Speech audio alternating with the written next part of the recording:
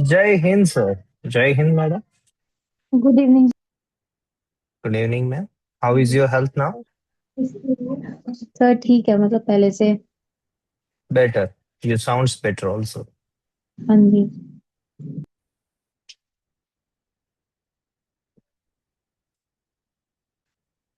So actually I was planning to have your viva with Rajlakshmi madam. तो today. आप not today, अच्छा। it's on 6th February I think. हाँ, no issues. No six issues. Feb So के लिए कुछ। instead of Jyoti ma'am, I think you will be there. Okay, no issues sir. Okay ma'am. Because of your health issue, I have not mentioned your name. That's why I requested you. Okay. Anyways, yesterday हमने कहाँ तक किया था? 94 तक किया था। 94। अब हम 99 ऑनवर्ड्स जाएंगे। 94 के बाद 95 टू 99 क्या है? ओमिटेड है। महादेव सर कैसे हैं सर? शीतल मैम, जय हिंद, जय Jinendra. Hi sir, good evening. बढ़िया बढ़िया सर, बहुत आप दिनों के बाद देखे सर। हाँ सर, थोड़ा सा ऑफिस का ट्रैवल ऑफिस वगैरह था, तो वर्क। दैट्स व्हाई आई हाँ, वाज नॉट अवेलेबल। इतने दिनों से हमने यही प्रैक्टिस की है तो फिर अब ऑफिस वर्क बनता है सर। बट फिर भी हाँ। सर रिक्वेस्ट है कि आप एक बार रिवीजन कर लीजिए ताकि यस कोई सर, यस चीज सर। मिस ना हो।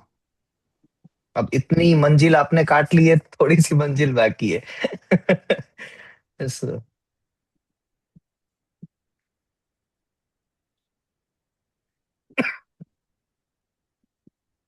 That's really nice. Section number, चलिए मैं एक सर। सीक्वेंस बना लेता हूँ। जी सर सर जी madam. Sorry to disturb you sir, मैं थोड़ा सा म्यूट पे रहूँ आज तो चलेगा क्या? वो जस्ट जी बॉटल अभी मैडम। फुल हो गई है, इट्स वो एक्चुअली बात आएगी तो बाहर आ जाएगी फिर से। सर मैं ओके भी मैम। सिर्फ 10 मिनट के लिए खाना खा रहा हूँ। जी जी सर, जी सर, जी sir. Thank you Sanghvi sir. Ma'am and Dinesh sir. जी, मैं समझ गया मैडम। अब मेरे सीक्वेंस में रहेंगे Monika madam, Mahadev sir, M M, Sheetal madam, Sarika madam, S S. Simple है। Okay. So 99 Monika ma'am. Sir 99 में आएगा use by government, like invention है वो use by government for its own purpose, for the हाँ पर्पस उसमें of use. Government I mean. हाँ use में क्या वेंडिंग भी आ सकता है? Yes sir, use made exercise और वेंडिंग। हम्म, जी। तो वैसे ही बताइएगा जब अगर वाइवा में पूछा जाए तो। 100 महादेव सर। सर, इन्वेंशन का use for the purposes of government, central government. जी सर। तो इसमें क्या लिखे हम? What is the difference between 99 and 100? 99 will define the use. Hmm What will constitute government use? So this में कि वो हम्म, sale, purchase, vending and distribution and everything will come under 99, and ji then 100 में वो आएगा specifically use of the invention for the purposes of the government. जी। तो मैं ऐसे generally दोनों को डिफाइन करता हूँ कि 99 जनरली भले ही यूज के बारे में बताता है मगर वो गवर्नमेंट कौन कौन सी है वो डिफाइन करता है कि जब यहाँ पर गवर्नमेंट की बात होगी 99 से लेके 103 में, तो उसमें हम्म। स्टेट गवर्नमेंट भी हो सकती है, सेंट्रल गवर्नमेंट भी हो सकती है एंड प्राइवेट सेक्टर्स भी हो सकते हैं जो गवर्नमेंट के साथ लिंक्ड है। तो ये सभी चीजों को एक ओवरऑल पैरामीटर में बांध लिया गया है गवर्नमेंट की तरह। करेक्ट। यहाँ पर सिर्फ और सिर्फ सेंट्रल गवर्नमेंट की बात नहीं हो रही है।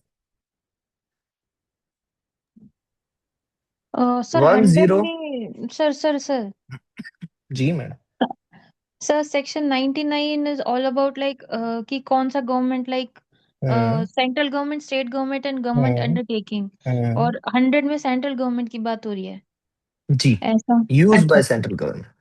और हाँ वो ठीक। सेंट्रल गवर्नमेंट किन किन को ऑथोराइज कर सकती है, वो भी बात हो रही है।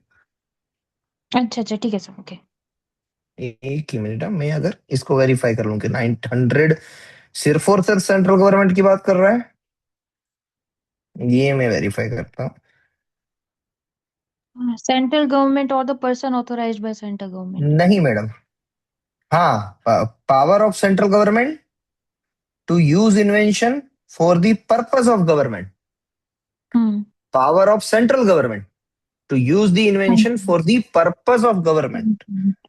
ओके और सर। 99 बताता है meaning of use of the invention for the purpose of government. वहां पर गवर्नमेंट कौन कौन सी हो सकती है? State government, central government, PSUs हो सकते हैं। और ये पर्टिकुलर जो यूज के बारे में बात कर रहा है 100, जो आपने सही बताया, डिनोट एकदम परफेक्ट किया कि सेंट्रल गवर्नमेंट उसको इन्वेंशन को बनाती है, मगर किस पर्पस के लिए? For the use of the government. वो सेंट्रल गवर्नमेंट के लिए नहीं, कोई भी गवर्नमेंट के लिए यूज कर सकती है। क्लियर है कि कंफ्यूज कर रहा हूं? नहीं सर 100 क्लियर। में सेंट्रल गवर्नमेंट इन्वेंशन का यूज करती है, मगर किसके लिए? For the purpose of use of government के लिए। जी, सर ओके। सेकंड में ऐसा भी बोला है कि गवर्नमेंट और गवर्नमेंट अंडरटेकिंग। सेकंड में, हाँ मैडम, जब भी गवर्नमेंट की बात करेंगे ना हम, देखिए कौन किस पर्सन को नॉमिनेट कौन कर सकता है थर्ड पार्टी को? सारिका मैडम, क्या कोई भी सेंट्रल गवर्नमेंट कर सकती है? सेंट्रल गवर्नमेंट ही सेंट्रल कर सकती गवर्नमेंट। है। हाँ, तो 100 ये स्पेसिफिक कहता है कि use for the government, use भले ही इन्वेंशन का किया जाए गवर्नमेंट के लिए, चाहे वो स्टेट गवर्नमेंट हो, पीएसयूज हो, कोई भी गवर्नमेंट हो, मगर उस पर्सन को नॉमिनेट कौन करेगी? वो सेंट्रल गवर्नमेंट सेंट्रल करेगी। गवर्नमेंट। ये एक रिस्ट्रिक्शन लगाता है 100, करेक्ट। तो स्टेट गवर्नमेंट कभी भी इन्वेंशन का यूज डायरेक्टली नहीं कर सकती है बिना अनुमति के सेंट्रल गवर्नमेंट के। सेंट्रल गवर्नमेंट अपॉइंट करेगा। क्लियर है मैडम? ये हाँ थोड़ा सा जो perfect. Sarika madam, 101। Sir, rights of third parties जब गवर्नमेंट यूज करता है तब। राइट्स ऑफ थर्ड पार्टीज कौन हो सकती है मैडम? लाइसेंस ही हो सकते हैं, बहुत बढ़िया एक्सक्लूसिव लाइसेंस। जी। तो उनके क्या राइट्स रहते हैं? क्या उनके राइट्स प्रिजुडिस किए जाएंगे? उनको कोई माना नहीं जाएगा कुछ भी, जब भी गवर्नमेंट यूज कर रही है इन्वेंशन का, तब नहीं नहीं नहीं, उनके राइट्स प्रोटेक्ट किए जाएंगे सर। प्रोटेक्ट किए जाएंगे। और अगर थर्ड पार्टी कोई गलत क्लोज लगाता है अपने टर्म्स एंड कंडीशंस में लाइसेंस लेने के दरमियान, तो क्या उससे वैलिड माना जाएगा? नहीं नहीं नहीं, वो गवर्नमेंट को रोक नहीं सकते, ऐसा कौन सा भी नहीं क्लॉज हो। सकती। हाँ होगा। जी, तो ये दोनों बातें कहता है 101। ओके, 102 सारिका मैडम के बाद शीतल मैडम। सर यहाँ 102 में एक्विजिशन ऑफ इन्वेंशंस होता है सर। लाइक इसमें क्या है, एक्विजिशन फॉर पब्लिक पर्पस जो भी होगा वो ऑफिशियल गैजेट में सेंट्रल गवर्नमेंट पब्लिश करेंगे, और नोटिस ऑफ एक्विजिशन जो भी होगा वो पेटेंटी को और रजिस्टर्ड इंटरेस्टेड पर्सन को भी भेजेंगे। एंड कॉम्पनसेशन डिस्प्यूट सेक्शन 103 के हिसाब से सेंट्रल गवर्नमेंट हाई कोर्ट के यहाँ पे डिस्प्यूट चलाएंगे। जी, and Sakshi madam 103। Hello. Yes ma'am. Sir 103 इन सबके डिस्प्यूट सॉल्व करता है, जो हमारे 99 से 102 है। अगर इन सब में कुछ डिस्प्यूट होता है तो उसको हाई कोर्ट में ले जाके सॉल्व कर सकता है, जो भी लाइसेंसी होता है। जी, 104 Monika madam. Sir 104 is about jurisdiction yes, के एनी डाउट? कौन थे? Yes ma'am, Monika ma'am, 104 jurisdiction. Yes sir, कि इन्फ्रिंजमेंट सूट होगा वो can be filed in district court और अबव, और काउंटर क्लेम और इन्फ्रिंजमेंट सूट अगर होता है तो वो ट्रांसफर हो जाता है हाई कोर्ट में। Perfect madam. और ज्यूरिस्डिक्शन कौन सा रहेगा? क्या जो पेटेंटी की रेसिडेंस है वहां का हो सकता है?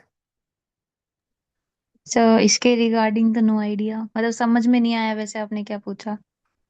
सर मैडम 4 एक हो होता जगह है, सकता है सर। हाँ जी, 4 जगह कौन कौन सी, जरा सा सर ब्रीफली बताइएगा ताकि मैडम को समझ में आए, मोनिका मैडम को। मोनिका मैडम, दिनेश सर बता रहे हैं जी। हाँ जी दिनेश सर। सर, दोनों पेटेंटी और इन्फ्रिंजर के रेजिडेंस एड्रेस, इनके ऑफिस एड्रेस, और जहां पे इन्फ्रिंजमेंट हुआ है वहां हो सकता है। ऐसा ही मोनिका है सर? मैडम बात समझ में आई जी? हाँ एग्जैक्टली जी सर, सर। एग्जैक्टली सही बात है जी। Any means any dispute in this statement? नहीं नहीं सर, क्लियर है। Okay, 104 A Mahadev sir. Sir ये बर्डन ऑफ प्रूफ, जी, बर्डन ऑफ प्रोडक्ट के प्रूफ केस आपका। में, हाँ सर। प्रोसेस के केस में, हाँ, प्रोसेस के केस में एक्चुअली जो ये है, प्रोसेस के इसमें दो केस में दो लोग होते बेसिकली। हैं, प्लेंटिफ और डिफेंडेंट। हाँ, सो प्लेंटिफ को ये प्रूव करना है कि ये जो प्रोडक्ट बना रहा है डिफेंडेंट, वो प्रोडक्ट जो है वो मेरे प्रोसेस से, प्लेंटिफ के प्रोसेस से बनता है। उसके बाद में the burden to prove will shift to the defendant to prove कि वो प्रोडक्ट उसके प्रोसेस का नहीं है। यानी सिमिलैरिटी प्लेंटिफ को दिखानी पड़ेगी, बट हाँ उसमें कौन सा नया स्टेप है प्रोसेस में, या हाँ, डिसिमिलैरिटी डिफेंडेंट को डिफेंडेंट को दिखाना। बतानी पड़ेगी, तो बर्डन ऑफ प्रूफ डिफेंडेंट पे जाएगा। करेक्ट। 105 सारिका मैम।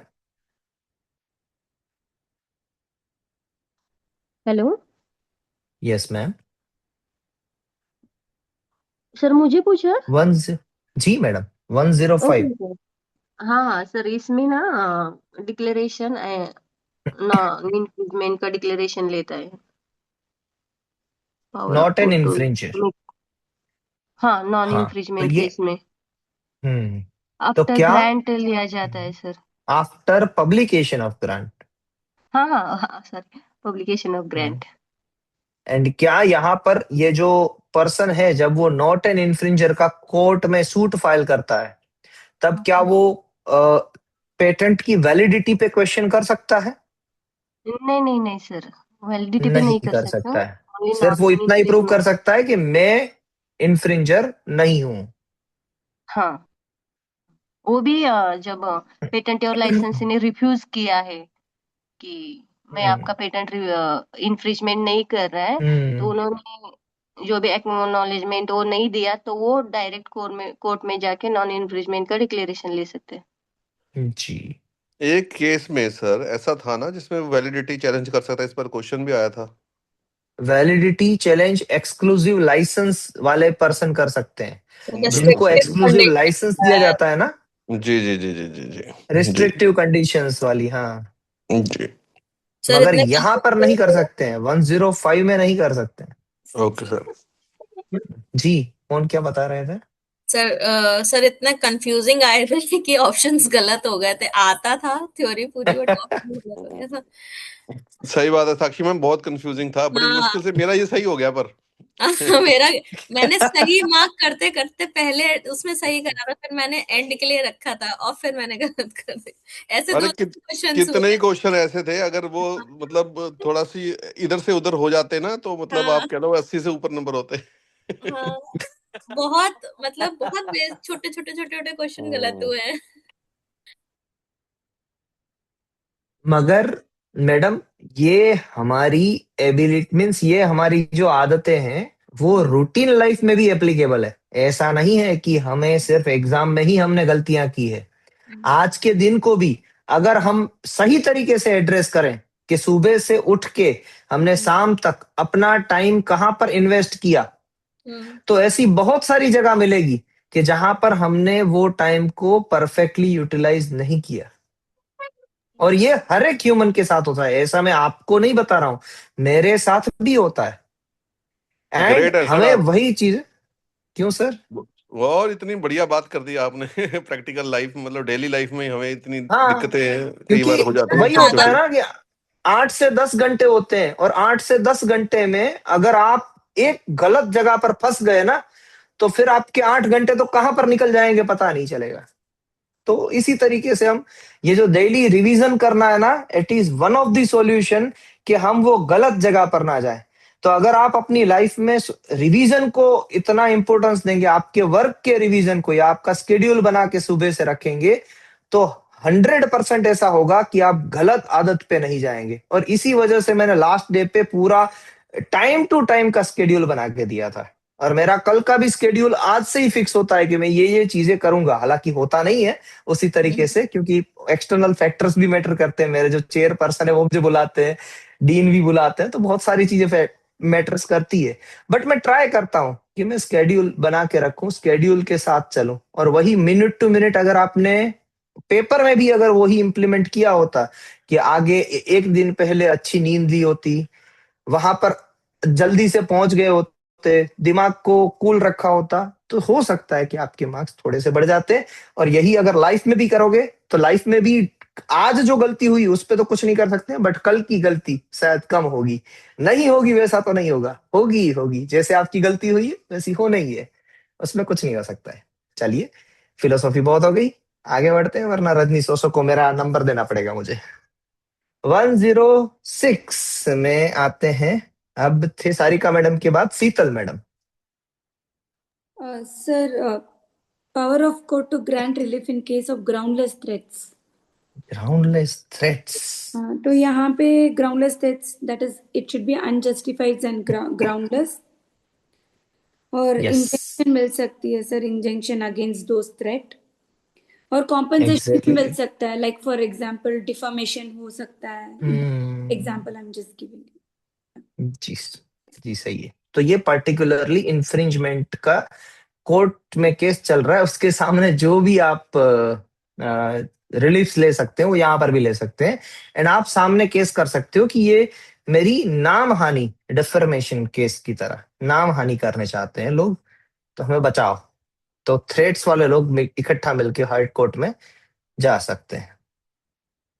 ओके, अब देखिए यहां पर थ्रेट्स से आपको एक नए पर्सन मिल गए कि जो रिवोकेशन की तरफ जा सकते हैं, भले ही वो 64 में नहीं लिखा है। ये समझिएगा, 64 में हमने क्या कहा कि कौन कौन रिवोकेशन का सूट कर सकता है। तो 64 में कहा हमने पर्सन इंटरेस्टेड, दूसरा कहा हमने सेंट्रल गवर्नमेंट, तीसरा कहा हमने इंफ्रिंजमेंट के सूट में काउंटर क्लेम करने वाले लोग। अब चौथी एक कैटेगरी ऐड कर दीजिए कि ग्राउंडलेस थ्रेट्स में भी जो पर्सन होते हैं वो भी क्या कर सकते हैं, 64 एंड 47 के सारे ग्राउंड्स को यूज कर सकते हैं अपने आप को डिफेंड करने के लिए, यानी वो रिवोकेशन सूट की तरफ भी जा सकते हैं। Am I correct? ये इनसाइट थी पहले आपके पास या लेकिन होती सर तो वो ना इन्फ्रिजमेंट केस का ही काउंटर क्लेम में आ जाएंगे ये सब। नहीं मैडम, इन पे इंफ्रिंजमेंट का केस कहां पर हुआ? ये तो ये ग्राउंडलेस बोला है थ्रेट्स ना से बचना थ्रेड्स ऑफ चाहते हैं। इन्फ्रिजमेंट हाँ, तो केस का। Threats of infringement, but infringement का सूट नहीं चल रहा है इन पे। मैं केस कर दूंगा ऐसी धमकियां मिल रही है, थ्रेट्स फिर यानी रेवोकेशन के लिए धमकियां कैसे मिल जा रही है। सकते हैं सर? फिर रेवोकेशन के लिए कैसे हाँ जाएंगे? सर, दिनेश सर 107 में क्या कहा गया है? डिफेंस में 107 में हम यही जा है, रिलीफ सकते इन हैं, केस ऑफ सूट लेकिन सर कंसर्निंग वो इंफ्रिंजमेंट। इन्फ्रिजमेंट सूट होगा तभी जा सकते हैं हम। Just a minute. काउंटर हाँ, क्लेम 107 तो उसी का है सर, वो काउंटर हाँ हाँ मेजर हाँ सर, हाँ अवेलेबल सर, इन हाँ केस ऑफ सर, हाँ इन्फ्रिंजमेंट सर। सूट। मगर क्या ये जब केसेस कर रहे हैं हाँ, तब ग्राउंडलेस थ्रेट्स में, तो क्या वो इनवैलिड कर सकते हैं या नहीं?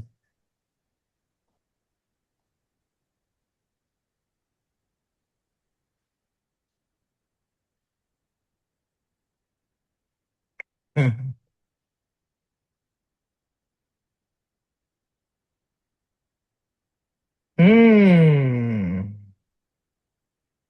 With proceedings for infringement of a patent, any person aggrieved thereby may bring a suit against him praying for the following reliefs. ये reliefs ले सकते हैं: declaration to that effect that threats are unjustifiable, an injunction against threats, and damages, if any, sustained therefore. Unless in such suit the defendant proves that the act in respect of which the proceedings were threatened constitute or if done would constitute an infringement of a patent or rights answering from the publication of a complete specification in respect of a claim of the specification not shown by the plaintiff to be invalid, the court may grant to the plaintiff all or any of the reliefs prayed for. अब यहां से हो सकता है case बन सकता है infringement का कि भाई जो ग्राउंडलेस थ्रेट वाले लोग हैं वो जब सूट कर रहे हैं तो डिफेंडेंट अगर प्रूव कर रहा है कि वो इन्फ्रिंजमेंट कर रहे हैं, ये वाली बात आती है। यानी ग्राउंडलेस थ्रेट्स में भी बाद में जाके इन्फ्रिंजमेंट की बात आ रही है कि भाई वो इन्फ्रिंजमेंट कर रहे हैं, तब जाके वो इन्फ्रिंजमेंट के ग्राउंड्स को यूज करेंगे। अगर वो नहीं होते हैं तो ये तीन में से एक रिलीफ्स मिलेगी। करेक्ट है, तो I am correcting my statement. वही तीन लोग हैं, पर्सन इंटरेस्टेड इन्फ्रिंजमेंट के ही काउंटर क्लेम में, यहां पर भी इन्फ्रिंजमेंट के ही काउंटर क्लेम में 64 के ग्राउंड्स यूज हो गए। एंड थर्ड है the central government can use revocation suit. कोई कंफ्यूजन तो नहीं है ना? मैंने थोड़ा सा कंफ्यूज कर दिया, बट नहीं हाँ सर, यहां पर भी correct हो होगा। सकता है जी जी। चलिए 107 में कौन कौन से ग्राउंड्स यूज कर सकते हैं अगेंस्ट इन्फ्रिंजमेंट? वही बात है 47 एंड 64। 108 में आते हैं। 108 शीतल मैडम के पास 107A साक्षी रह मैडम गया सर। जी। 107 107A 7A Sakshi ma'am. The Bolar exemption of parallel importation. Perfect, ये दोनों भी इन्फ्रिंजमेंट नहीं माने जाएंगे। जी सर। सर, डिजाइन में ये है ना 36 है डिजाइन वो में 36 ग्राउंडलेस थ्रेट। थ्रेड्स के सामने तो ये हाई कोर्ट में जा सकते 36 हैं। अपील है, हाँ अपील है, अपील है। तो 37 होगा फिर। हाँ नहीं किसी ने नहीं 23 है। 23 है। हाँ अच्छा दोनों जी, चीजें। वहां पर दोनों चीजें 23 में ग्राउंडलेस थ्रेड भी और सर्टिफिकेट ऑफ वैलिडिटी भी। ठीक है। 108 साक्षी मैडम के बाद अब कौन आए हैं? नए कोई आए हैं? 10 लोग हुए। Pradeep Pal sir, how are you sir? Yes sir. बताइए 108। 108 108 रहेगा really damages in case of infringement. Okay, क्या क्या मिल सकते हैं डैमेजेस? डैमेजेस में इंजंक्शन तो मैंडेटरी है, मिलेगा ही मिलेगा, और in amount account of profit मिल सकता है, या फिर जो वो लाइक भूल गया दूसरा टर्मिनोलॉजी में। डैमेजेस ही है। हाँ डैमेजेस ही है, या फिर वो अकाउंट ऑफ हाँ, प्रॉफिट डैमेजेस में क्लेम कर सकता है। सीज, फॉरफिटेड या डिस्ट्रॉय कर सकते हाँ। हैं गुड्स को। यही तीन है ना, और क्या होगा? और कुछ नहीं, बस यही तीन है। अगर अकाउंट ऑफ प्रॉफिट मांग लिया तो ये तीनों नहीं मिलेंगे, अकाउंट ऑफ प्रॉफिट नहीं माना तो ये तीनों में से एक चीज मिलेगी, यानी तीनों मिल सकती है, क्या बता, depending upon case. 109 Monika ma'am. The exclusive licensee can directly file infringement suit without taking permission from or informing the patentee. पेटेंटी। And if patentee does not appear in the proceeding, he will not be liable for any cost and will be considered as defendant. 110 Mahadev sir. Sir same चीज है for compulsory लाइसेंसी के लिए, but उसको 2 महीने का ही will have to first inform notify the the patentee. Patentee, and अगर उसने 2 महीने में कोई एक्शन नहीं लिया तो then the CL can take the action. 111 Sarika ma'am. Sir ये रिस्ट्रिक्शन है कोर्ट के पावर पर कि ग्रैंड डैमेजेस और account of profit for infringement case. तो इसमें ये तो होता है कि कब जो कब डैमेजेस कर रहा नहीं है- मिलेंगे? जो कर रहा है वो अवेयर नहीं है कि पेटेंटेड है कि नहीं प्रोडक्ट, उसके ऊपर कैसे नंबर अवेयर तो नहीं है? हाँ, उसके ऊपर पेटेंट का नंबर नहीं लिखा है। पेटेंटेड लिखा है लेकिन नंबर नहीं लिखा है। और रिन्यूअल फी नहीं पे किए तो सिस टू हैव इफेक्ट हुआ है लैप्स पीरियड में, और कोई क्लेम अमेंड किया है तो वो क्लेम के लिए डैमेजेस नहीं मिलेंगे। जी, claim amendment, lapse period and patented नहीं लिखा है तो उस केस में डैमेजेस नहीं दिए जाएंगे, भले ही प्रूव हो चुका हो कि ये इन्फ्रिंजर है, फिर भी वो डैमेजेस नहीं मिलेंगे। 112 जी, patented return is also okay, और पेटेंट नंबर भी साथ में लिखना रहता है। पेटेंट नंबर नहीं लिखा है, पेटेंट पेटेंटेड नंबर भी लिखा लिखना है होता है। ऐसे।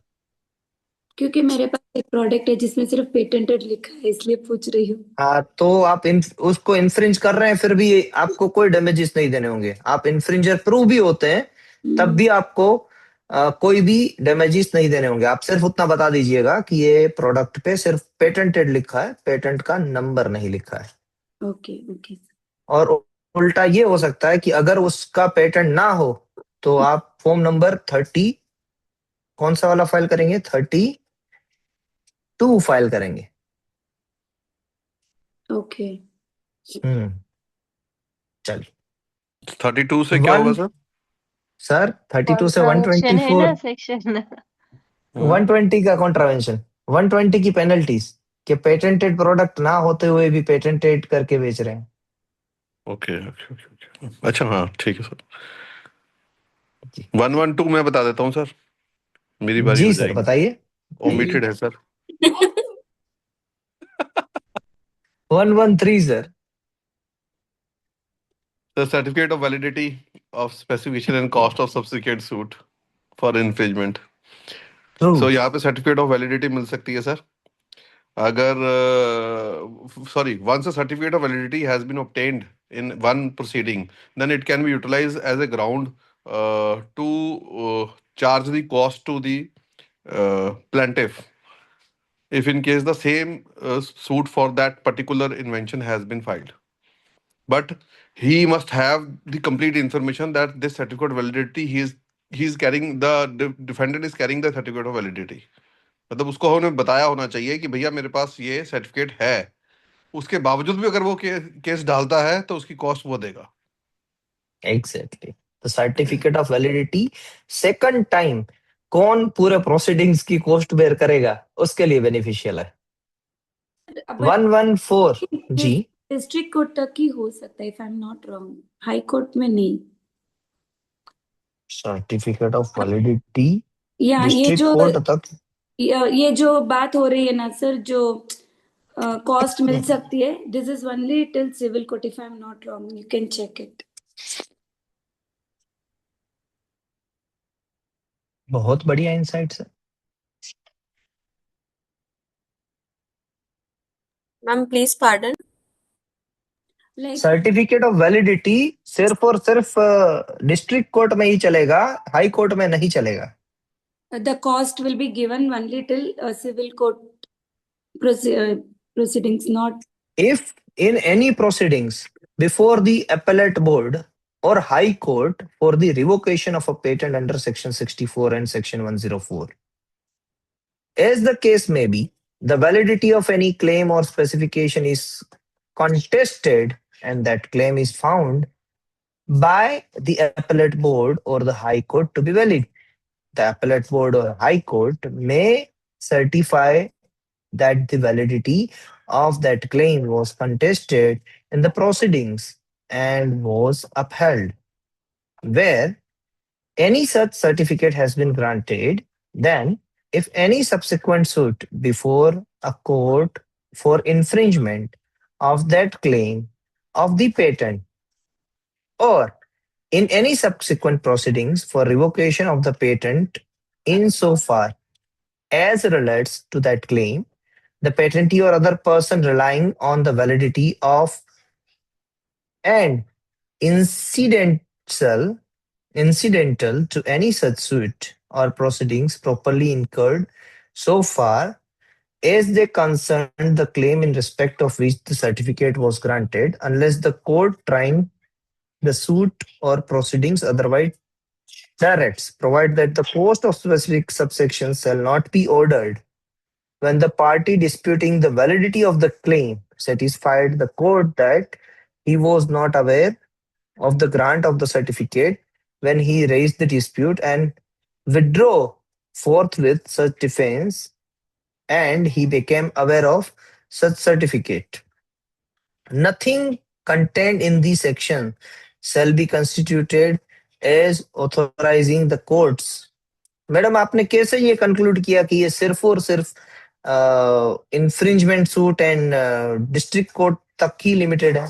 मैंने कहीं पढ़ा था सर ये बात, मैंने नोटिस भी मतलब मैंने नोट भी कर रखा था अपने नोटबुक में.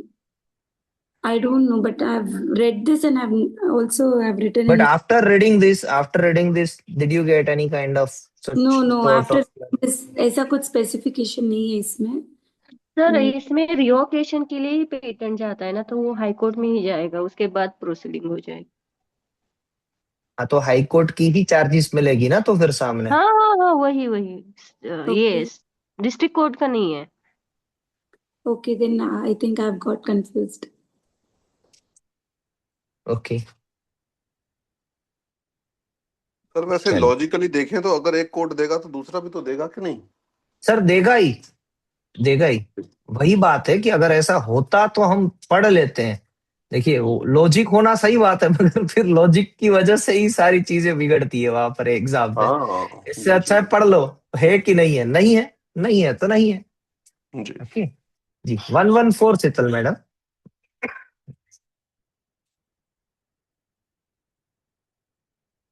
114 साक्षी शीतल madam. Yes sir. Relief for infringement of partially valid specification. कब डैमेजेस मिल सकते हैं कि पार्शियली क्लेम इनवैलिड है फिर भी डैमेजेस मिल सकते हैं? In which cases? Sir in the case like अगर वो गुड फेथ, बाकी जो क्लेम्स है वो गुड फेथ और रीजनेबल स्किल से ड्राफ्ट किया हो, in that case you can get it. No, जो क्लेम इनवैलिड भी हुए हैं ना, हाँ. वो क्लेम भी गुड फेथ में बनाए गए थे, रीजनेबल स्किल्स के साथ बनाए गए थे, फिर भी वो इनवैलिड हुए हैं, तब जाके डैमेजेस मिलेंगे. Yes. जैसे मैंने एक केस कहा था आपको कि आपकी जब पेटेंट आप कंप्लीट स्पेसिफिकेशन फाइल कर रहे थे तो उससे पहले कोई एक कंप्लीट स्पेसिफिकेशन फाइल हो चुका था जो अभी तक पब्लिश नहीं था, जो आपके बाद पब्लिश हुआ. आपने जब फाइल किया उसके बाद पब्लिश हुआ. अब ये तो आपको पता नहीं हो सकता है. यानी आपने सही तरीके से क्लेम बनाए थे, बट वो ड्यू टू पब्लिकेशन वाली जो मिसअंडरस्टैंडिंग की वजह से बाद में जाके वो इनवैलिड हुए, तो उसे कहा जाएगा कि आपने तो गुड फेथ में लिखे थे, आपने तो सही तरीके से लिखे थे, विथ गुड स्किल लिखे थे, राइट स्किल लिखे थे, बट फिर भी वो इनवैलिड हो गए हैं. तो अभी भी जो आपका क्लेम बचा हुआ है उस पे आपको इंजंक्शन की जगह पर क्या मिलेगा? डैमेजेस भी मिल सकते हैं. सभी लोग समझ पा रहे हैं ये बात को तो थम्स अप दीजिए. नहीं समझ पा रहे हैं तो आर्ग्यूमेंट कीजिए, मींस डिस्कशन कीजिए. परफेक्ट. ये सभी के दिमाग में रहे बात. 115 साक्षी मैम. तो साइंटिफिक एडवाइजर्स के बारे में बताता है. डिटेल्स नहीं याद है. साइंटिफिक एडवाइजर की 3 कंडीशंस क्या क्या होनी चाहिए तब वो क्वालिफाई होते हैं साइंटिफिक एडवाइजर के तौर पे? एक्सपीरियंस कितने बरस का होना चाहिए? 15. जी. दूसरा, साइंटिफिक एडवाइजर की डिग्री क्या होनी चाहिए? नहीं याद आ रहा बिल्कुल. कोई भी टेक्निकल डोमेन में होनी चाहिए. Okay sir. कोई नेसेसिटी नहीं है कि इंडिया से ही हो, ऐसी नेसेसिटी नहीं है जैसा पेटेंट एजेंट के लिए है. साइंटिफिक एडवाइजर के लिए it is not recommended, but हाँ it is not mandatory. But हाँ, तीसरी कंडीशन कि उनको जो वर्क एक्सपीरियंस है वो एक रिस्पॉन्सिबल पोस्ट पे होना चाहिए. ये भी है, प्राइवेट में भी चलेगा बट रिस्पॉन्सिबल पोस्ट पे होना चाहिए. Okay sir.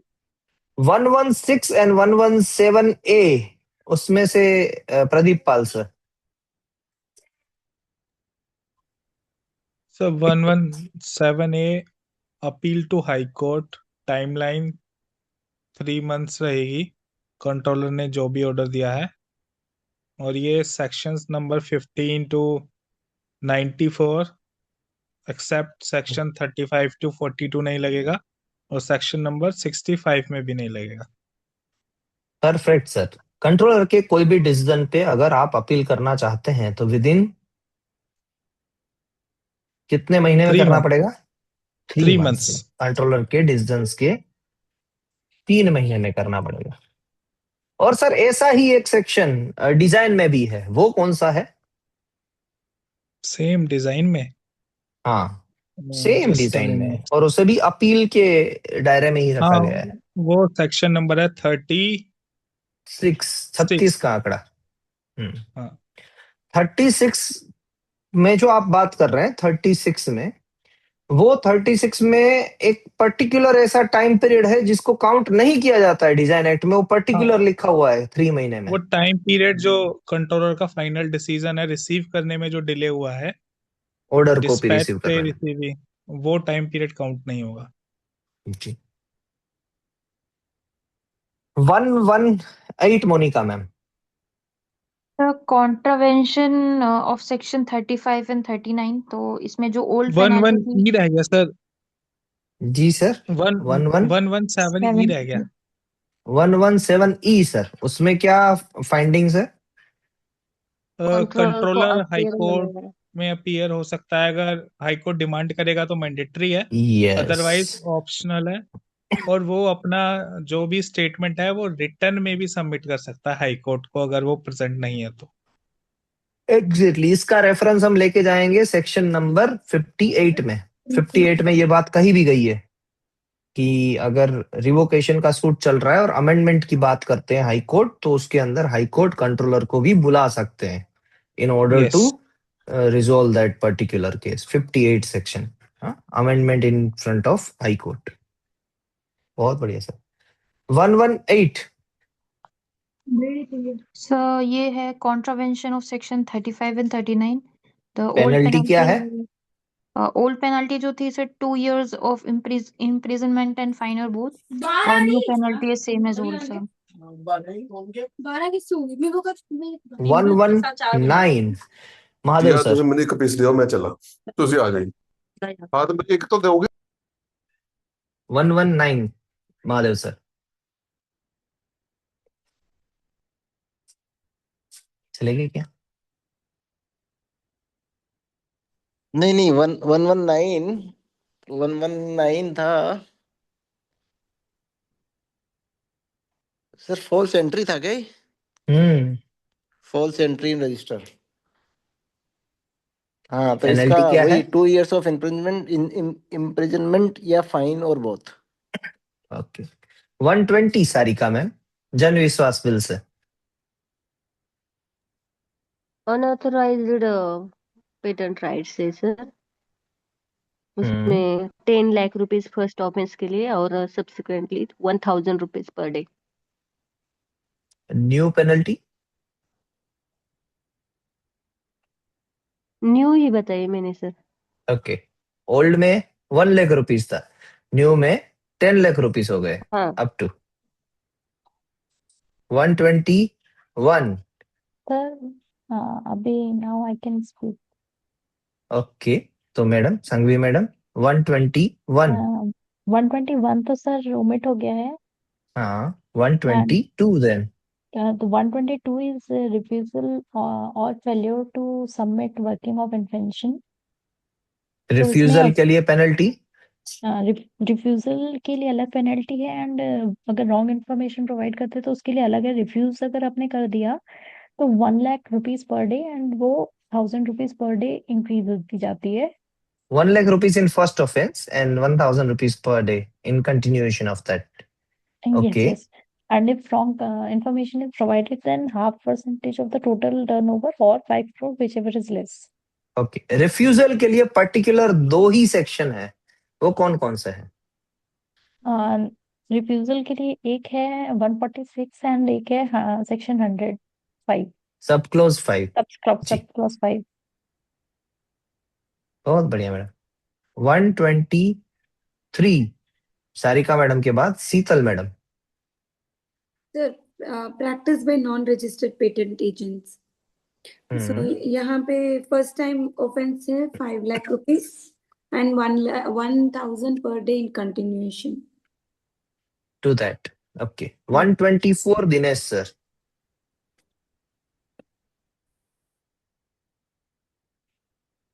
124। सर 1 मिनट दीजिएगा।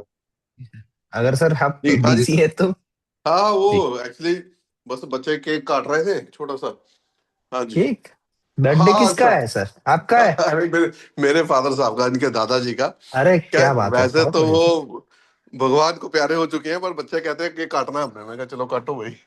सर ये बहुत अच्छी बात कही आपने, मीन्स हाँ जी हाँ जी। सही है। जी सर। बढ़िया सर। जी 124 सर।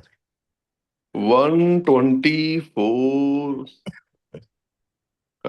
हाँ सर, वो वही था ना, offences by company. Offences by company. Yes sir. अगर कौन सी प्रैक्टिस करे कंपनी, तो जो कंपनी के मेन केयर टेकर होते हैं वो कोर्ट में केस होने से बच सकते हैं। अगर वो ये कह दे, बता दें कि हमने तो बड़ी अच्छी प्रैक्टिस करी थी और लोगों को ट्रेनिंग भी दी थी कि भी भैया कोई भी इन्फ्रिंजमेंट नहीं करनी है, पूरा ख्याल रखना है, बट वही आप वाली बात इम्प्लाइज है कि मानते नहीं, तो उस केस में वो इम्प्रिजनमेंट से बच सकते हैं, बट फाइन हो सकता है कि कंपनी को पड़े। Perfect sir. जी। 124 A Pradeep Pal sir.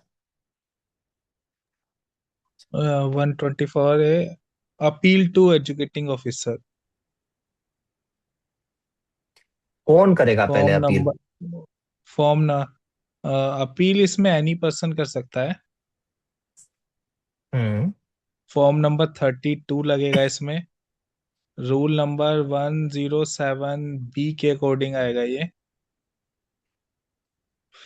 Fee 10K रहेगी। और टाइमलाइन रहेगी इसमें। इसमें सच टाइमलाइन नहीं है।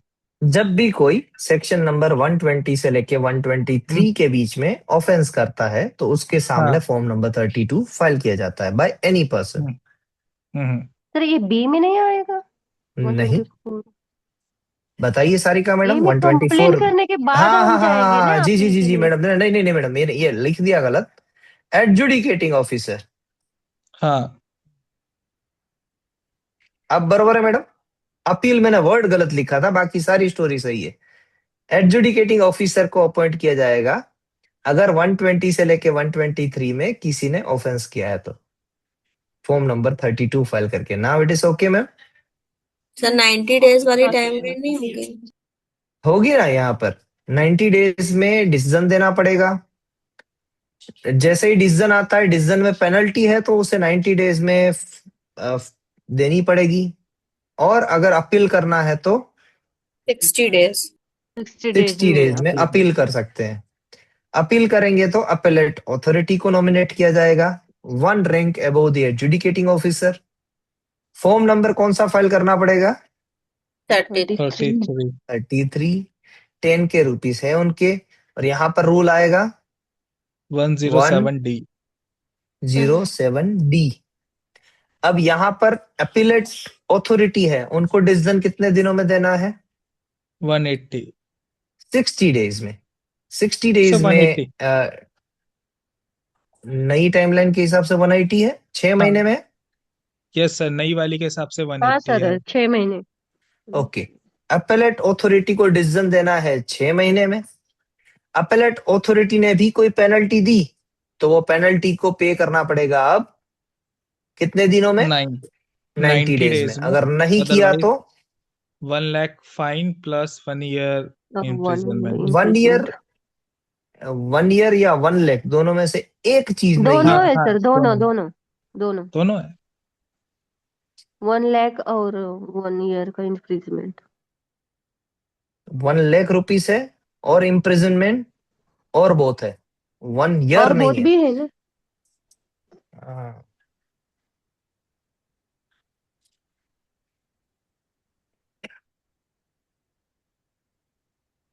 जन विश्वास बिल।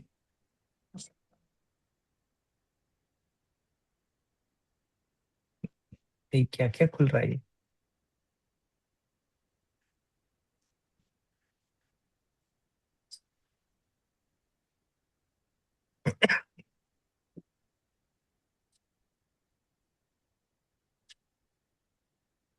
सर इसमें नहीं है ये, वो रूल्स वाला अलग से आया था ना, 107 वाले रूल्स उसमें है ये।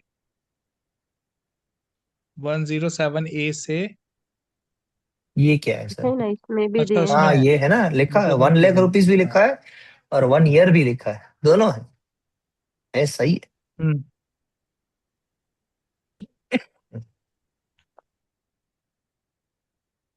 उसमें भी है क्या? नए आए थे उसमें कोई नई चीज नहीं है ना वापस? नहीं, नई चीज नहीं है, नहीं, इसमें टाइमलाइन था नहीं बस कुछ, उसमें खाली। ये सिर्फ सेम ही अपीलेट होता है। बॉडी, अपीलेट अथॉरिटी 180 डेज में जजमेंट देंगे, ये एक बात नई वहां पर लिखी है। एंड दूसरा कि एडजुडिकेटिंग ऑफिसर को भी 60 दिन में, सॉरी 90 दिन में डिसीजन देना होगा। ये दोनों टाइमलाइन नए वाले रूल में बताई गई है। M I correct? 90 दिन तो पहले ही था एडजुडिकेटिंग ऑफिसर का ये टाइम तो। नहीं सर, एडजुडिकेटिंग ऑफिसर कितने दिनों में डिसीजन देंगे नब्बे वो दिन नहीं लिखा है, वो नहीं लिखा है इस जन विश्वास बिल में।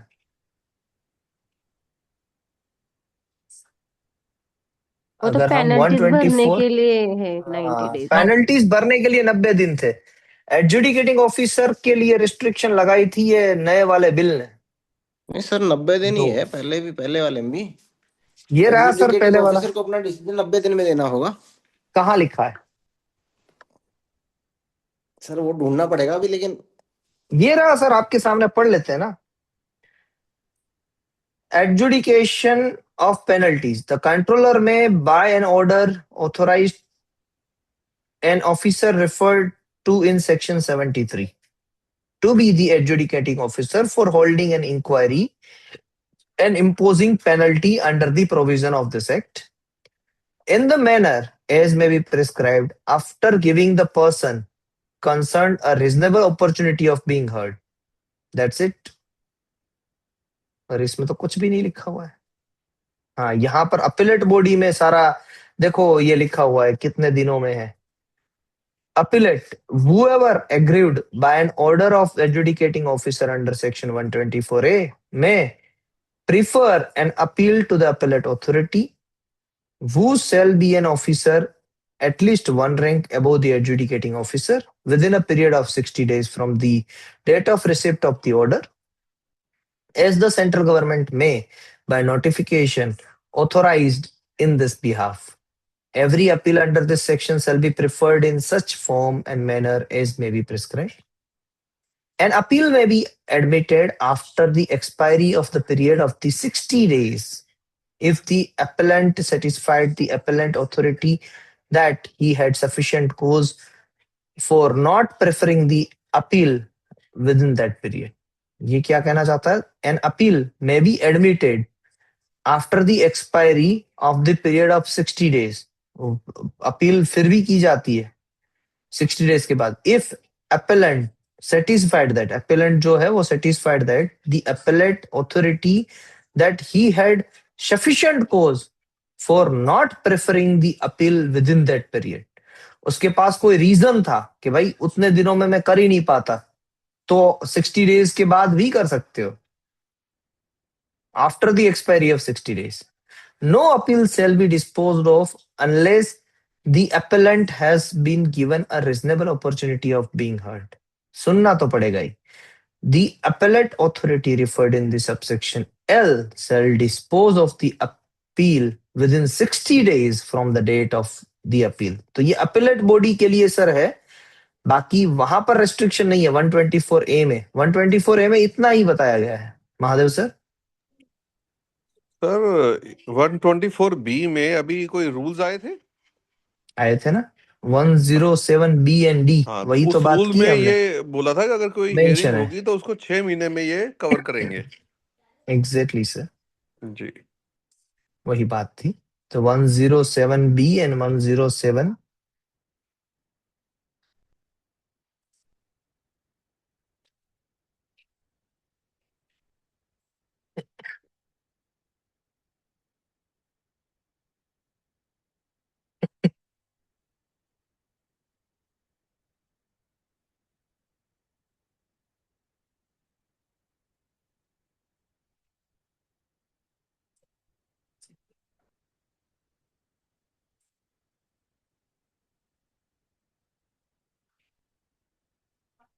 नहीं, यहाँ पर भी नहीं।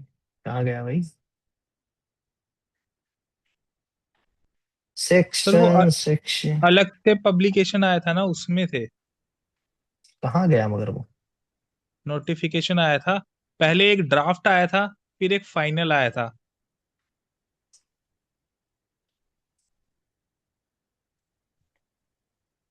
यहाँ पर भी अपडेटेड नहीं है ना वो? यहाँ पे अपडेटेड नहीं है। हम्म।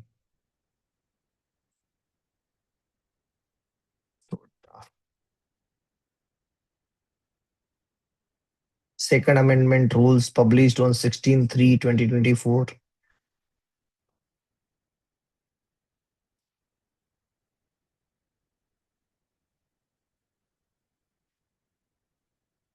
ये तो सिर्फ इतना बता रहा है, ये तो है ही नहीं। बोलो भाई, निकाल लेंगे, मगर फिलहाल के लिए इतना रखिए कि 107 बी में ये अमेंडमेंट है कि अपेलेट बॉडी को 90 दिन के अंदर अंदर डिसीजन देना पड़ेगा, और 107 डी नंबर का जो रूल है वहां पर ये मेंशन है कि अपेलेट बॉडी को 180 डेज के अंदर अंदर डिसीजन देना पड़ेगा। तो यहां पर हम लिख देते हैं 90 डेज, एंड यहां पर हम लिख देते हैं 180 डेज, और ये दोनों के दोनों 107 बी एंड 107 डी से प्रेरित है। 125 Monika ma'am. So 125 is Register of Patent Agents. कैसे मेंटेन किया जाता है इस रजिस्टर को? तब फाइलिंग फॉर्म नंबर 22, और इसमें जो कॉन्टिन्यूएशन की फीस रहती है सर वो 800 रहती है जी। 126 Sanghvi madam. Sir, it is qualification of patent agent. So qualification criteria are the person should be 21 years old and Indian citizen and should have science or engineering degree and should have passed this patent agent exam under rule number 110. And if the candidate has not passed this exam, then that person should have at least 10 years of experience as an examiner or controller. And fees timely pay करनी चाहिए. Then you are qualified for this particular degree. Okay, और तीसरी एक category है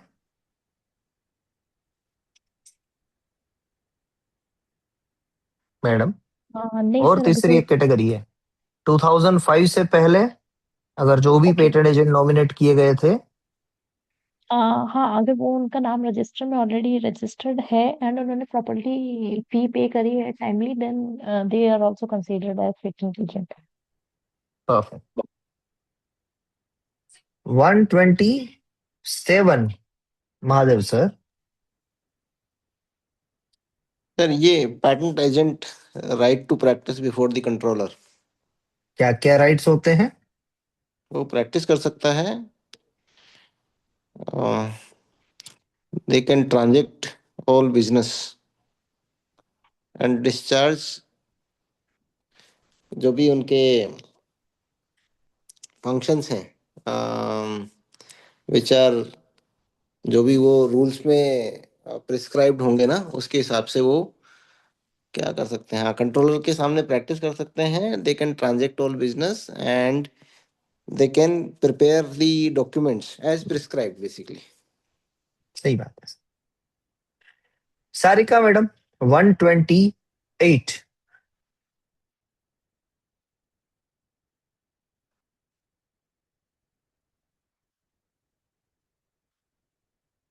Dinesh sir 128। Sir 128 वो sign कर सकते हैं डॉक्यूमेंट्स पे पेटेंट एजेंट, वही है ना? जी sir. 129 Sheetal madam. Sir restriction on practice as patent agent, जैसे अभी क्या क्या रेस्ट्रिक्शन है? सर अभी मतलब ऐसे कंपनी में एज ए एम्प्लॉय सिर्फ अगर पेटेंट एजेंट है या as a whole they can not practice like the manager और director is not a patent agent. क्या क्या एडवाइस आप दे सकते हैं कंपनी को या एनी क्लाइंट को as being a patent agent? Like वो मतलब क्वेश्चन में समझ नहीं पा रही हूँ सर। क्या आप विजुअल बेसिक का कोई पर्सन आया आपके पास पेटेंट नहीं लेके कि नहीं मैडम मैंने एक बहुत ही अच्छा सा वीआर हेडसेट बनाया है, वो वीआर हेडसेट को आप थोड़ा सा टेक्निकली मुझे गाइड कीजिए कि मैंने सही बनाया है कि नहीं बनाया, as being a patent agent क्या आप उनको टेक्निकली गाइड कर सकते हैं? सर टेक्निकली तो गाइड नहीं कर सकती हूँ सर। तो क्या गाइड कर सकते हैं उनको? सर प्रोसिक्यूशन में गाइड कर सकती हूँ like how to proceed for patent आप रजिस्ट्रेशन। इंफ्रिंजमेंट सूट वैलिडिटी के बारे में बात कर सकते हैं बट टेक्निकली उनको नहीं कह टेक्निकली सकते। As being a patent agent आपके पास वो रिस्ट्रिक्शन है जी। 130 Sakshi ma'am. The removal of name of patent agents का फॉर्म 23 होता है और 1600 फीस होती है। 2 months फ्रॉम रिमूवल के बाद आप फिर से रिक्वेस्ट कर सकते हो to add the name. Perfect. तो 17 130 जी। 117 जी। इसमें रिमूवल कब होता है सर? कितने महीने तक फीस ना जाए? रिमूवल, हाँ रिमूवल कब होता है मैडम? सर जब मतलब as being a patent agent अगर आपने रिन्यूअल फीस पे नहीं की है, और रिन्यूअल फीस फाइनेंशियल ईयर के हिसाब से पे की जाती है, जैसे कि अभी सितंबर आपका नाम आएगा तो अप्रैल को अगर आप पे करेंगे 1 अप्रैल को, तो 1 अप्रैल 2026 से 31 मार्च 2027 तक वो आपकी रिन्यूअल फीस चलेगी। अगर आप 31 मार्च 2027 को रिन्यूअल फीस पे नहीं कर पाते हैं तो विद इन नेक्स्ट 2 मंथ्स में आपका नाम, एक तो 31 मार्च को ही आपका नाम निकल गया 1 अप्रैल के साथ ही, और 2 महीने के अंदर अंदर आपको रिवाइव भी करवाना है। सर ये इसमें बात है वो सब है ना, डिस्चार्ज इंसॉल्वेंट और अगर लीगल केस जी। चल रहा है और मैं फ्रॉड किया है, ये जी सब वाले पॉइंट्स हैं आ रिमूवल। सकते हैं कि कौन कौन as being a patent agent उनका नाम रिमूव कर सकते हैं कंट्रोलर, या फिर खुद भी रिमूव कर सकते हैं। तो उनमें आपने ये सारी बातें कहनी है। इन सॉल्वेंट क्या बोलते हैं, इन डिस्चार्ज सॉल्वेंट डिस्चार्ज क्या है? चार्ज हाँ, इंसॉल्वेंट मैं लीगल। सिंपल सी बात कहता हूं कि आप पे कोई क्रिमिनल केस नहीं होना चाहिए, आपके मीन्स ऊपर कोई कर्जा जो देश से लिया हुआ है वो आपने मुक्त किया होना चाहिए। आप फ्रॉड नहीं, माइंड से, हाँ जी, फ्रॉड फ्रॉड नहीं करना है आपको, और इंडिया में नहीं बाहर भी आपको, आप पे कोई केसेस ना चल रहे हो, ये भी जी बात है। जी हाँ, सही है। तो बस यही बातें हैं मेनली सर माना जाए तो जयवीर टर्म्स को सर, देखते हुए। जी सर। सर फी इसमें पेमेंट विद इन 3 मंथ्स रहेगा ना? जी जी जी यही बोलना चाह रहा था जी मैं। Sir. Fee payment with in 3 months नहीं करा, जैसे 31 मार्च डेडलाइन है तो अप्रैल मई जून तक नहीं करा तो नेम रिमूव होगा। 3 मंथ ही जी सर, 117 रूल है ये। 116 सर, 16 116। 16 है। होगा। हाँ हाँ 17 तो ये इसके लिए आता है ना। हाँ 3 okay, months, 3 months correct.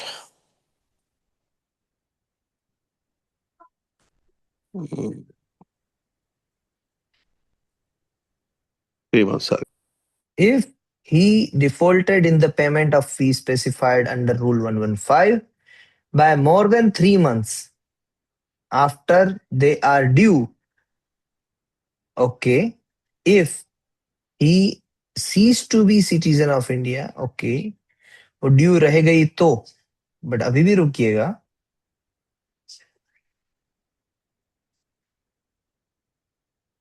Sir बात आपकी भी सही है सर, मगर आपकी बात उस कॉन्टेक्स्ट में सही है, यानी मैं अपना स्टेटमेंट रिमूव करूंगा कि 31 मार्च तक अगर आपने फीस पे नहीं की 31 मार्च ऑफ 2027, तो वहां से और 3 महीने आपको मिलेंगे कि जब तक आप फीस पे कर सकते हैं, यानी 31 जून, 31 तो नहीं आएगी, 30th ऑफ जून 2027 7 तक आप अपनी फीस पे कर सकते हैं। ये 3 मंथ्स उसके बारे में बात कर रहा है कि भाई तब तक आपने अगर फीस पे नहीं की है तो आपका नाम निकल जाएगा। अब 31 जून 2026 के बाद और 2 महीने मिलेंगे, वो यहाँ पर लिखे हुए हैं sir Pradeep Pal sir. An application for the restoration of the name of any person removed from the register of a patent agent under subsection 2 of section 130 shall be made in form number 23 within 2 months from the date of such removal. Understood, sir? यानी जून के बाद remove होगा। जी 3 जून के बाद 2 महीने में आपको form number 23 file कर देना है। बाद में आपका नाम निकल गया, फिर वापस नई एग्जाम दो और वापस आओ। कहने का मतलब रिमूव भी जून के बाद ही होगा। 3+2 जी होगा। 3+2 जी। 3 मंथ्स नहीं तक तो आप ऐसा ही कर सकते हो। 3 ओके मंथ्स तक तो आपको फॉर्म नंबर 23 फाइल करने की कोई जरूरत ही नहीं है। आप डायरेक्टली वहां पर पे कर सकते हो। जी जी 31 मार्च से लेके 3 महीने तब डिफॉल्टेड होंगे। परफेक्ट।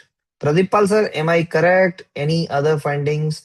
और ये सही कंक्लूजन है या नहीं है? Yes, sir, it is right. Okay sir एक बार 117 जो है रूल 5 ओपन ही करा है, 117 हाँ जी। उसका एक इसीलिए नेक्स्ट तो मैं वाला जो आपसे बार तीसरा बार पूछ रहा हूँ कि बढ़िया जी। है, ये इफ सेकंड वाला जो है, if the the name name of of a person, person is restored to the register of a patent agent, his name shall be continued therein for a period of 1 year from the date on which his last annual fees became due. तो ये तो बहुत ही सही बात है कि 800 भाई हाँ 800 रुपये जिस बरस की आपने पे की है उतने तक आपका नाम रहेगा। जैसे कि मैंने ओके आज 800 रुपये पे की 1 अप्रैल 2026 को आप पे कर रहे हो, तो कहां तक रहेगा आपका नाम? 1 अप्रैल से लेके 31 मार्च तक। ओके, मेरा अंडरस्टैंडिंग ये था क्लियर कि जिस डेट को पे करा उस डेट से नेक्स्ट 12 मंथ्स तक। नेक्स्ट 12 मंथ्स क्यों रहेंगे? नहीं नहीं ठीक है, आप ठीक बोल रहे हो, ठीक है। फाइनेंशियल ईयर के लिए रहेगा ना सर। जी हाँ 31 मार्च तक ही रहेगा आपका नेम। हम्म वो आप डिजाइन के साथ वो कंफ्यूज नहीं कर रहे हैं ना? नहीं डिजाइन भी नहीं नहीं है नहीं सर, क्या? आप नहीं ट्रेडमार्क नहीं पढ़ रहे हैं? नहीं सर, ट्रेडमार्क वगैरह ट्रे- नहीं पढ़ना है। आपको ये बताऊं सर क्यों मैंने ऐसा कहा? वहां पर है ना ऐसा होता है, उसको क्या कहा जाता है पता है? Ghost mark. गोस्ट यानी भूत की तरह मार्क रहता है। ट्रेडमार्क के अंदर अगर आपने रिन्यूअल फीस पे नहीं किया तो as per section 26 of the trademark ये कहता है कि 1 बरस जो आपने नहीं किया है 10 बरस के बाद और 1 बरस तक वो आपके रजिस्टर में रहेगा ही आपका नाम, उसको कोई मिटा नहीं सकता है। फिर जाके वो मार्क पब्लिकली कोई भी यूज कर सकता है, तो वो गोस्ट मार्क की तरह रहता है वहां पर, ऐसा वहां पर बताया गया है। चलिए वो तो अब यहाँ पर इसका कोई रेलेवेंस नहीं है। 131 अर्चना मैडम के बाद मोनिका मैडम आ गए, अर्चना मैडम आ गए, महादेव सर या महादेव सर ही थे, कौन थे अभी रिमूवल के लिए? चलिए महादेव सर के बाद सारिका मैम,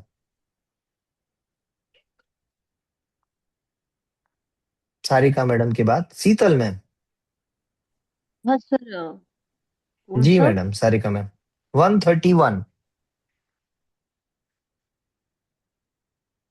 इसमें तो कंट्रोलर मना कर सकते कंट्रोलर हैं। है, हाँ रिफ्यूज कर सकता है पेटेंट एजेंट से काम, सॉरी, पेटेंट एजेंट के साथ काम करने के लिए हम्म जिसका भी नेम रजिस्टर से रिमूव हुआ है, जो भी जी पर्सन कन्विक्टेड बाय ऑफेंस है। Perfect madam. 132 हाँ शीतल मैम।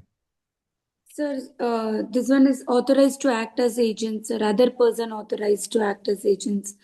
एक तो applicant himself can draft the specification and he can appear. Second thing, advocate not being a patent agent can take part in hearing. वो भी हियरिंग में जा सकते हैं तो ये दोनों अलाउड है जी। 133 संघवी मैम। सर। आज पूरा ही फिनिश कर रहे हैं। बस हो ही गया मैडम, थोड़ा सा है, 5 मिनट लेते हैं, 5 मिनट एक, 5 मिनट में जितना हो उतना फिर कंटिन्यू कर लेंगे। 140 तक चले जाए तो कल हो जाएगा। Yes sir. Also, 133 is convention countries.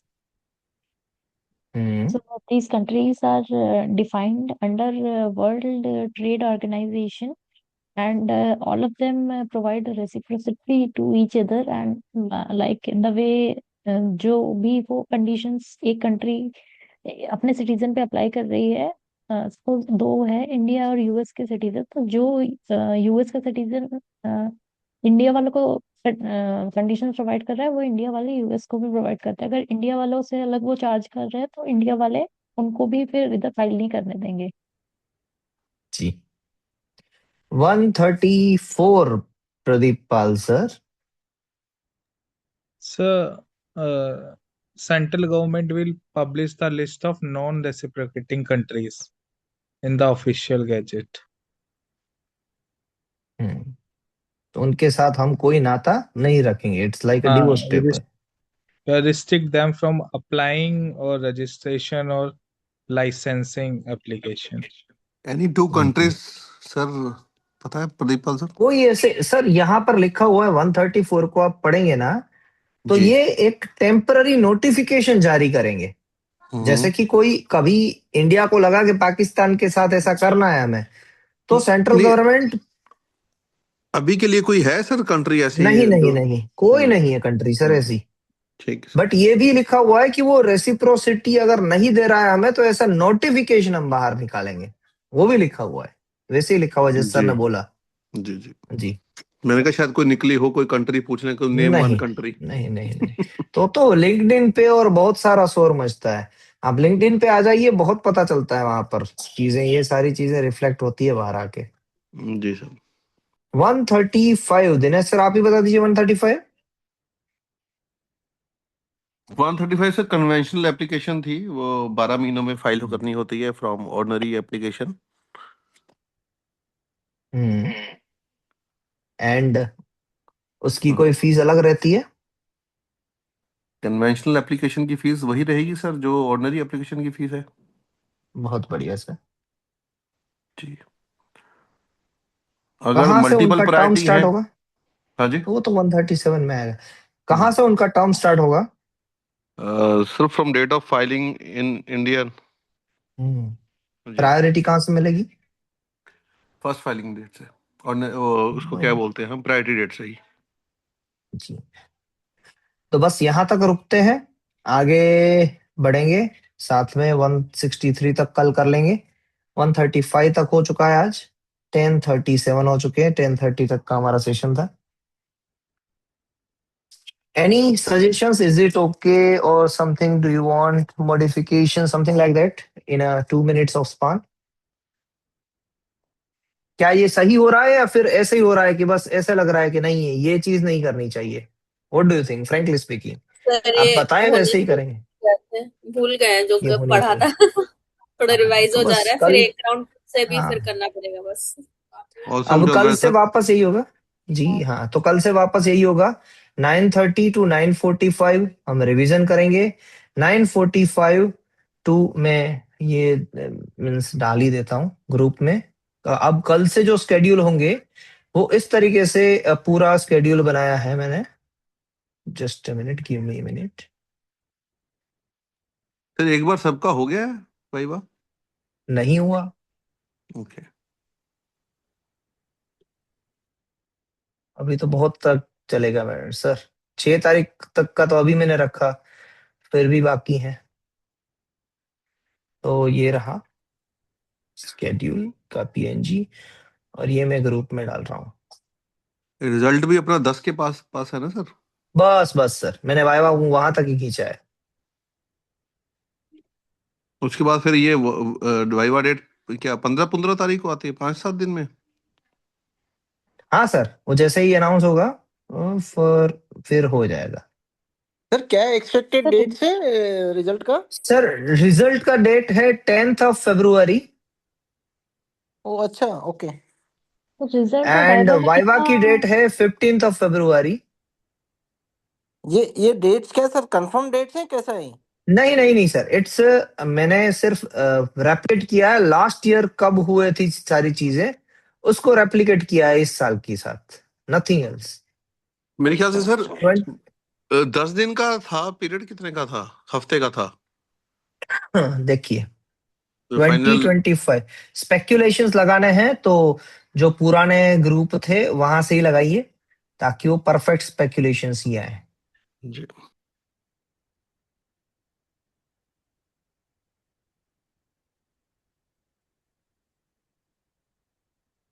अरे भगवान,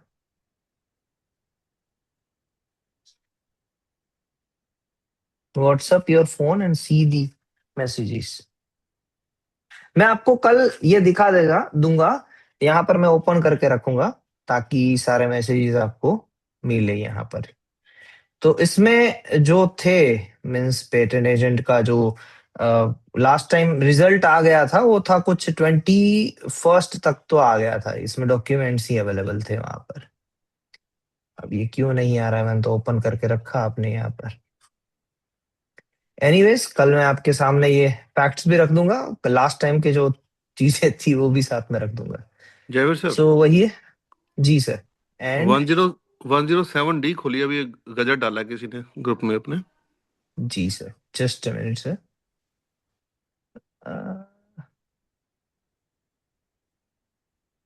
Pradeep Pal sir,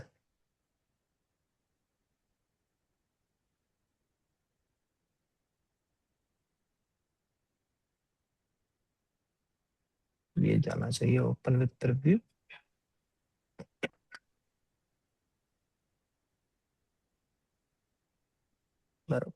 control F 107, हाँ ABC, एंड ये रहा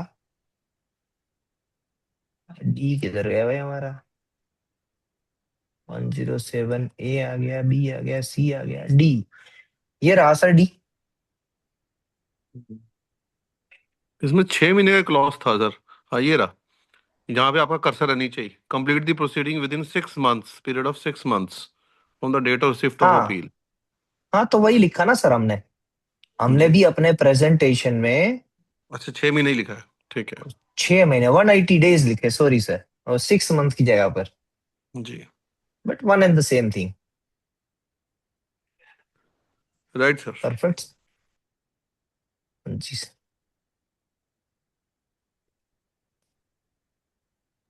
सर ये रिजल्ट और और कोई वाइवा के बीच में कितना गैप रहेगा अराउंड? रिजल्ट और वाइवा के बीच में 5 या 6 दिन का गैप रहेगा। ओके। आपका रिजल्ट अनाउंस हो जाएगा बिफोर और within first week of March, and आपको पेमेंट करनी होगी, मोस्ट प्रोबेबली आप कर सकते हैं पेमेंट बिफोर अप्रैल या फिर विद इन अप्रैल। अप्रैल में अगर आप कर लेंगे तो आप मैक्सिमम यूटिलाइज कर पाएंगे अपने पेटेंट एजेंट के सर्टिफिकेट्स का। और ये स्केड्यूल है जो बनाया है 9:30 to 9:45 revision, 9:45 to 10 mock viva, जो ऊपर लिखे हुए हैं सारे कैंडिडेट्स, ये सारे कैंडिडेट्स का मॉक वाइवा है। शायद पुष्पेंद्र सर ने मैसेज किया है कि वो कल नहीं दे पाएंगे तो उनकी जगह पर कोई और रहेंगे। ओके, देन 10 to 10:15 एक्सपर्ट जो आएंगे यहाँ पर वो अपने एक्सपीरियंसेस शेयर करेंगे कि उनके वाइवा में क्या क्वेश्चंस पूछे गए थे, उन्होंने कैसे प्रिपरेशन की थी।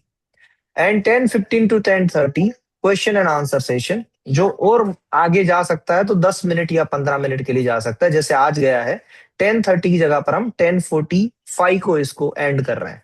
तो मैक्सिमम मैक्सिमम आप पकड़ के चलिए कि 10:45 तक आपकी सारी ये सेशंस जो है वो कंप्लीट हो जाएगी। क्यों ऐसा किया है? ताकि हम रात को नींद ले पाए, जो हमने बहुत दिनों से ली नहीं है प्रिपरेशन करने के वक्त। सो बस वही रीजन है। और काफी लोग अब है ना, थोड़ा सा सीरियसनेस वो कम हो जाती है तो नींद भी आ जाती है ये सेशन चलते चलते, तो उनको अवॉइड करने के लिए एक्टिव माइंडसेट से पढ़े, that is the main objective. सभी का होता है सर ऐसा। Okay, have a nice day. जय हिंद, bye bye. Good night sir. Good night.